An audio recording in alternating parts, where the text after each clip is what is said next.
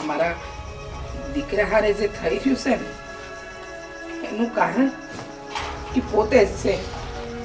હાટ આટલો સમજાયો અમે પણ સમજવા તૈયાર નહોતો.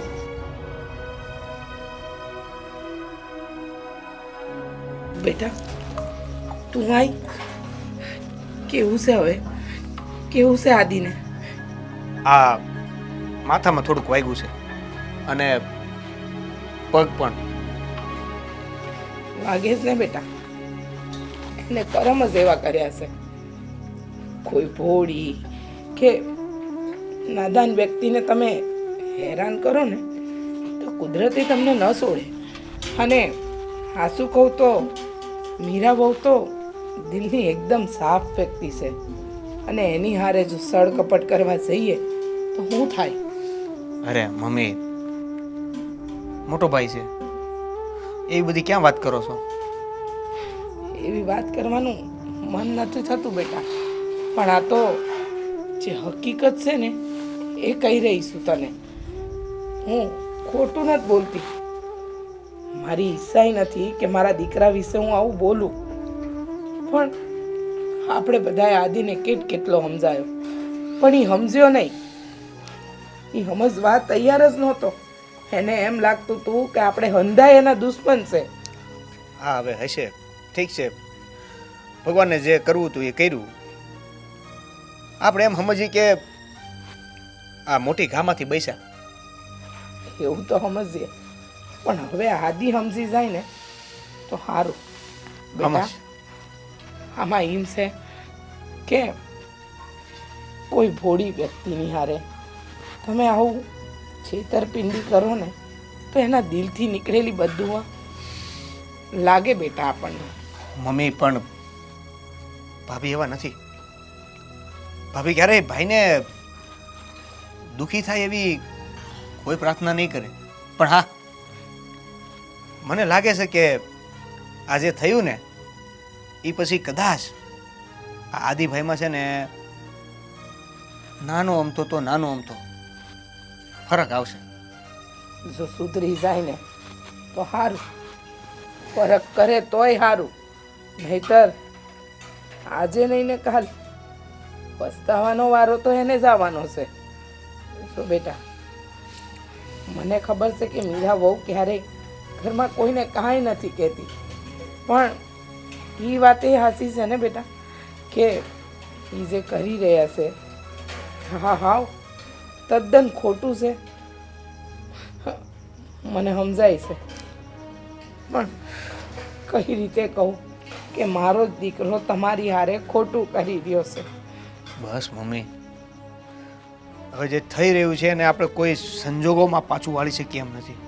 પણ હવે જે કરવાનું છે એના ઉપર ધ્યાન આપીએ. હા, હું તો કહું છું કે ઝટ આદિની આંખ ઉઘડે, એને મીરા વહુની સારાઈ દેખાય, મીરા વહુ એની પાછળ જે મહેનત કરી રહી છે એ દેખાય, અને પેલી છોડીના ચક્કરમાંથી નીકળે. એ છોડીએ તો મારા છોકરાને બરબાદ કરીને મેલી દીધો છે.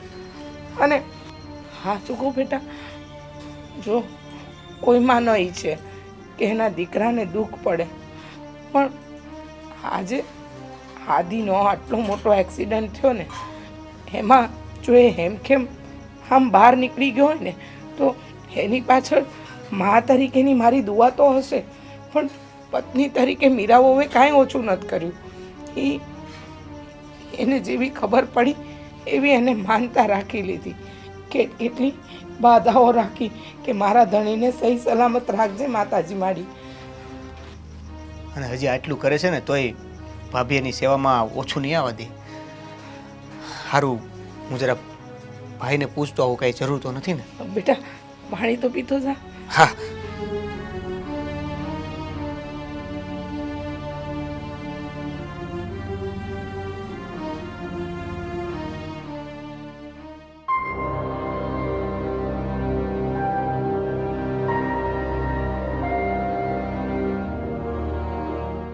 જ્યાં સુધી હાજા ન થાવ ને ત્યાં સુધી કોઈ હારે વાત નથી કરવાની.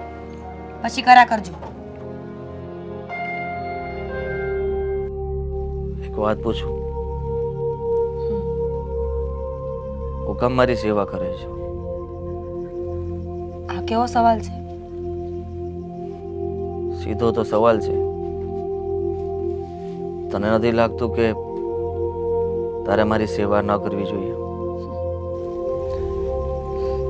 તમારી હારે 4 ફેરા ફર્યા છે. અગ્નિની સાક્ષીએ વચને બંધાણી હતી કે તમારા દુઃખ અને સુખમાં હારે રહીશ. સુખમાં કદાચ ન પહોંચાય ને તો હાલશે, પણ દુઃખમાં હું તમારી મોર ઊભી રહીશ. આ વજન તો નથી કે ભાર મારી માથે લઈ લો, પણ સેવા કરીને વજન હળવો તો કરી શકું ને. હા, કરી શકે, પણ એવા માણસની મદદ કરવી જોઈએ કે જેને તને ખુશ કરી હોય, જે તને સાચવીને રાખતો હોય. મેં તો હંમેશા તારું અપમાન કર્યું છે, ક્યારે તને માન નથી આપ્યું, ગુસ્સો કર્યો છે. ખબર છે મને, બહુ દુઃખ લાગે મને. જે તમે મને કડવા વેણ બોલો ને તો બહુ દુઃખ થાય. ઘણીવાર વિચારે આવે કે હું શું કામ આયા પડી છું. જેના સહારે આ ઘરમાં પગ મૂક્યો હતો એ માણસ તો મારો છે જ નહીં. પણ પછી એમે વિચાર આવે કે હું આ ઘરમાંથી વહી ગઈ અને મારી જરૂર પડી તો કોઈ દિવસ એવું થયું કે એને મારા સાથની જરૂર હોય, સહારાની જરૂર હોય, તે દી હું એને ન મળી તો આ વિચાર કરીને હું અહીંયા બેઠી રહી અને જોયું ને એ દિવસ આવ્યો ને. દિવસ તો આવ્યો, પણ ખબર નથી પડતી કે તું આ બધું સહન કેમ કરી શકતી હતી? સહન ન થાય તો શું કરવાનું? સહન તો કરવું પડે ને. સ્ત્રીને કહેવાય જ છે સહન શક્તિની મૂર્તિ, એમનેમ થોડી કહેવાય. હા, કહેવાય તો નહીં, પણ મારા જેવા માણસને આ તો સમય છે કે આવા સમયે તું હંધોય બદલો લઈ શકે એમ છે. એ માણસને ભાન કરાવવું, એના ઉપર ગુસ્સો કરવો, વખતે જમવાનું ન આપવું, પાણીનું ન પૂછવું, આંધુય તું કરી શકે એમ છે. જેણે ઘા માર્યા હોય, વખત આવે એને ઘા મારીએ ને તો દુશ્મની થાય, પણ વખત આવે એના ઘા ઉપર મલમ લગાવીએ ને તો સંબંધો હારા થાય. ફક્ત પતિ પત્ની નહીં, દુનિયાનો કોઈ પણ સંબંધ. વખત આવે બદલો તો બધા લઈ શકે, પણ ફિતરત બધાની એક ન હોય ને. મારી ફિતરત છે કે હું બગડેલા સંબંધોને સુધારવા માંગુ છું, વધારે બગાડવાની. તને શું લાગે છે તું મારી સેવા કરીશ અને હું હાજો થઈ જઈશ તો બદલાઈ જઈશ એમ? ના, કોઈ જરૂર નથી બદલાવાની. મને એવી આશાય નથી કે તમે હાજા થઈ જાઓ તેથી બદલી જાઓ. તમે જેવા છો એવા જ રહ્યો. હું તો મારી ફરજ નિભાવું છું, એક પત્ની તરીકેની, એક સ્ત્રી તરીકેની. હવે તમારે હું કરવું એ તમારા હાથમાં છે. તો એવું જ થયું ને કે ઝેરીલા સાપને દૂધ પાય છે તું, અને ઊભો થઈને એ તને ડંખ મારશે. જે સમજોઈ મારી પાસે તો આ જવાબ છે કે હું મારી ફરજ નિભાવું છું. મારા પતિની સેવા કરવાની મારી ફરજ છે, હું એ પૂરી કરું છું. હાજા થઈ જાઓ પછી જો તમે ના પાડશો ને તો કોઈ દિવસ બોલાવીશ પણ નહીં. પણ બસ એકવાર ખાટલામાંથી ઊભા થઈ જાઓ. હા, ફોન આપ મારો. કેમ? કોને ફોન કરવો છે? તને ખબર જ છે ને. નથી કરવાનો ફોન. હાજા થઈ જાવ ને એટલે સામેથી આપીશ. પછી જેની હારે વાત કરવી હોય એની હારે કરી લેજો. હિરલબેન, તમે શું કામ તકલીફ લીધી? હા, અમે તમને ફોન ઉપર તો કહ્યું હતું કે આદિત્યની તબિયત હવે સારી છે. આમ પણ તમારે ઘરે કેટલા કામ છે, એકલા હાથે બધું દોડવાનું છે. હા, અહીંયા તો આદિની સેવામાં અમે બધા છીએ, પણ તમારે ત્યાં તો ઢોર ઢાખર બધું તમારે એકલા હાથે કરવાનું છે. પણ માં છે ને જીવ ન રહ્યો તે મન થયું કે વેવાય અને વેવાણ પાસે થાતી આવું. હા હવે જમાઈને કેમ છે? સારું છે ને? સારું છે. જમાઈને જો સારું હોય ને તો એ તમારી દીકરી પ્રતાપે જ છે. હા તમારી મીરાએ એની એટલી સેવા કરી કે અમને તો એમ થયું કે ખરેખર આ મીરા સેવા કરે છે. અરે એમાં વખાણ કરવાની ક્યાં જરૂર છે વેવાય? આ તો પત્ની ધર્મ નિભાવ્યો છે. લગ્નના 4 ફેરા ફરીને ત્યારે ફેરે ફેરે વચન દે છે, એ જ એને પાડ્યું છે. અરે આ તો તમારા સંસ્કારના હિસાબે મીરાએ સેવા કરી છે. બાકી જો આ જગ્યાએ જો કોઈ બીજી દીકરી હોય ને તો એ તરત જ આદિને લાત મારી દે. કારણ કે આદિએ કંઈ એના ઉપર ઓછો જુલમ નથી કર્યો. તમને તો બધી વાતની ખબર જ હશે. હા, અને મેં મારી દીકરીને કીધું તું કે બટા એક દિવસ હાવ હારાવાના થાય. હા, એ દી આવી ગયો, પણ સારું કહેવાય કે જમાઈને વધારે વાગ્યું નહીં માથામાં.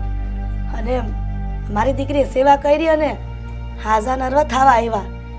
હિરલબેન, હા, અમે તો કયા મોડે કહીએ? જુઓ, તમારી દીકરીએ તો એની ખાનદાની બતાવી, તમારા આપેલા સંસ્કારોને એને ક્યારેય નથી લજવ્યા.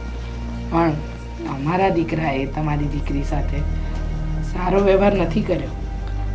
એને ન કહેવાનું કહી ગયો ને ન આપવાના દુઃખ પણ આપ્યા. વેવાણ, આ કહેવત છે ને, માણસ માત્ર ભૂલને પાત્ર. હવે ઈ સમજી જ ગયા છે તો ભૂતકાળ ભૂલી જવું જોઈએ. આ તો તમારું મોટું મન કહેવાય વેવાણ. બાકી તમારી જગ્યાએ અમે હોત ને તો અમે કદાચ અમારી વહુને માફ ન કરી શક્યા હોત. પણ તમે તો મોટું મન રાખી તમારી દીકરીનું ઘર સાચવ્યું. એના ઘરને બસાવવા માટે તમારી દીકરીને તમે જે સંસ્કાર આપ્યા છે ને એનું એને બરાબર પાલન કર્યું છે. તમે માનશો નહીં, એને દિવસ રાત આદિની સેવા કરી છે. મૂંગા મોડે, હસતા મોડે, એક હરફ પણ નથી ઉચ્ચાર્યો. કદાચ મીરાની જગ્યાએ કોઈ બીજી પત્ની હોત ને તો આદિત્ય જેવા ધણીને તો લાત મારત. પણ અમે કોઈ જન્મમાં પુણ્ય કર્યા હશે કે અમને મીરા બહુ જેવી બહુ મળી. અને વેવાણ, મારી દીકરીએ સારા પુણ્ય કર્યા હશે કે પિયરમાં બાપનો પ્રેમ ન મળ્યો તો કાંઈ નહીં, પણ હાહરીમાં આવીને બાપ સમાન સસરાનો અને મા સમાન હાહુનો પ્રેમ મળ્યો. અરે મીરાને તો હું જ્યારે જોઉં ને ત્યારે મારો જીવ તો વારે વારે મૂંઝાય. મેં તો આ દીકરી કેટલું સહન કરે છે. સહનની કોઈક હદ હોય, પણ બસ તમારી મીરાના સંસ્કાર, એની સભ્યતા, બસ જ્યારે જુઓ ત્યારે દાંત કાઢતી જ હોય. અને અમારી તો એ ખડે પગે સેવા કરતી હતી. ક્યારેય એણે કાળું મોઢું નથી કર્યું. હા, હસતા મોડે બધી જ વસ્તુને સ્વીકારી છે. અને સાચું કહું ને તો વેવાણ, તમે તમારી દીકરીને બહુ જ સારા સંસ્કાર આપ્યા છે કે પોતાનું ઘર કઈ રીતે સચવાય. આ બધું ગળથુથીમાંથી આવે અને સંસ્કારોમાંથી આવે, કોઈના કહેવાથી ન થાય. તમારી દીકરીએ તમારું કુળ તો સાચવ્યું, પણ હારે હારે અમારા કુળને પણ એટલું જ સાચવ્યું. એની પણ એટલી જ રક્ષા કરી. એને જરાય ઓછું નથી આવવા દીધું કે નથી પાછી પાની કરી. હવે વેવાય, વેવાણ, મારી દીકરીના વખાણ કરતા તમે ઠાકતા નથી. આના કરતા મોટી મોટી મારા માટે શું હોય? આ તો તમે ગામડાના છો અને આવા સંસ્કાર આપ્યા છે એટલે આ બધું બહાર પડી ગયું. જો બીજી કોઈ માં હોય ને તો એ તો અમુકનો ઘોંસ પરોણો કરે એની દીકરીને. કાંઈ વાંધો નહીં વેવાણ. હાલો ત્યારે, તમારો સમય બહુ બગાડ્યો. હવે મને રજા આપો. રજા નથી લેવાની હો વેવાણ. આજે તો અહીંયા જ જમીન જવાનું છે અને મોડું થઈ જાય ને તો કાલે જાજો. પણ દીકરીના ઘરનું તો પાણી ન પીવાય. એ બધા જૂનવાણી રિવાજો છે. મારે તમારો એક શબ્દ ન સાંભળવો. તમારે અહીંયા જમીને જ જવાનું છે. હા, તમે વેણું વાતું કરો, હું જરીક આટો મારતો હોઉં. હા. અને તમે આ તમારી બેન કે ને એમ તમે જમીન જ જાજો. વેવાણ, તમને ખબર છે આ મીરા વહુને ગૂંથણ કામ તો મસ્ત આવડે છે. તે જાત જાતના તોરણ બનાવ્યા છે. હાલો હું તમને બતાવું. હાલો તઈ. કેમ છો મિત્ર? હું છું આદિત્ય ગોંડલિયા. અને હું મીરા આહિર. અમારા આવા અવનવા વિડીયો જોવા માટે આજે જ અમારી ચેનલ એટલે કે ડીકે ડિજિટલ એને લાઈક કરો, શેર કરો. સબસ્ક્રાઇબ કરો અને બેલ આઇકોન દબાવવાનું બિલકુલ નહીં ભૂલતા. Thank you. ક્યાં છે તું? કેટલા દાડાથી તને ફોન કરું છું, મારા ફોનનો જવાબ નથી આપતો. કરે છે હું? મને ભૂલી ગયો કે હું? અને તે આપણા લગ્નનું હું વિચાર્યું?